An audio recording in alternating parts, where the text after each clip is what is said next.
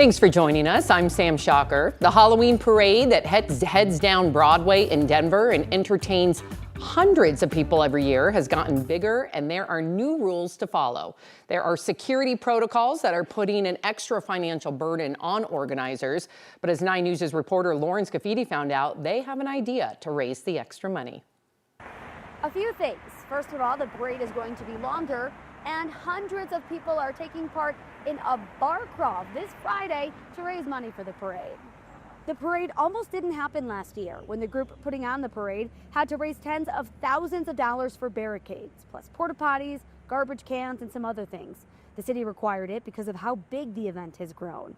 Organizers say last year's crowd hit 30,000 people.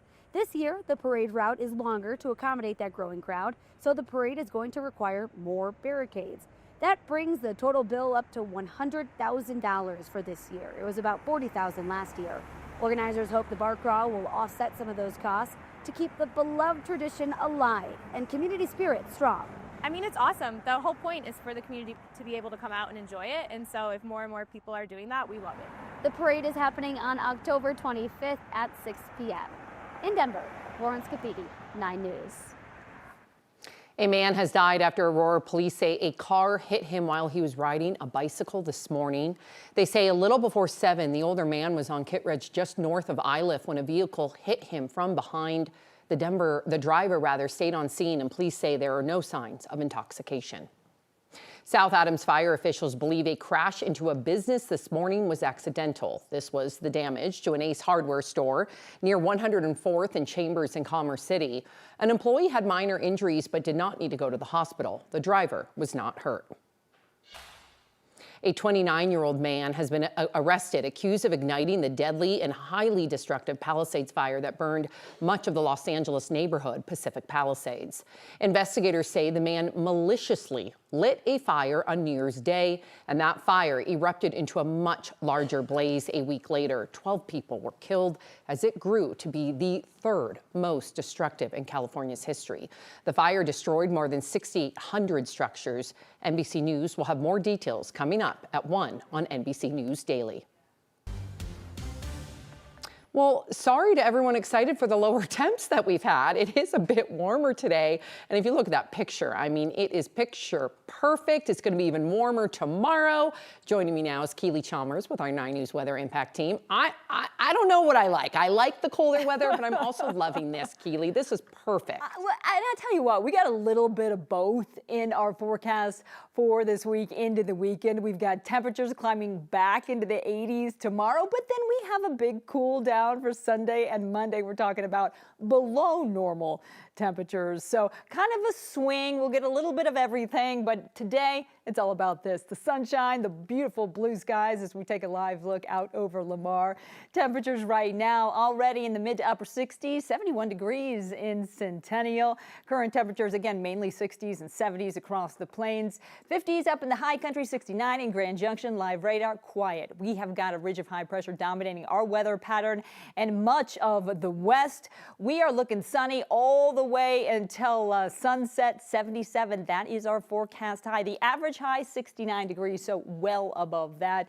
And temperatures in the 70s, some 80s down across the southern plains. So the sunshine, yes, it is returning and sticking around for a couple days. Warmer temperatures above average, but we do have some winter-like weather moving in, at least for the mountains. We'll talk more about that coming up in your complete forecast in just a bit. Keely, thank you. The city of Loveland says a temporary 30-day permit was issued to reopen the Loveland Resource Center's overnight shelter. This comes 1 week after the city closed their only homeless shelter for adults. This permit is just a short-term solution. The city council says they are working on a long-term shelter option, but they haven't brought that before the public just yet. The city manager confirmed the topic will be brought to an upcoming public meeting. A Denver police officer is out of a job after asking out a domestic violence victim. Discipline documents obtained by 9 News Investigates say Officer Kendall Albert contacted the victim with his personal cell phone after she called police for help. When internal affairs investigators inspected his work cell phone, they found he viewed her social media profiles 70 times over a 10-day period. A police discipline expert who reviewed the case agreed on the firing. There's just no room for that in law enforcement. That those are a part of the 5%ers that make law enforcement bad. Officer Albert was with the agency for approximately 3 years.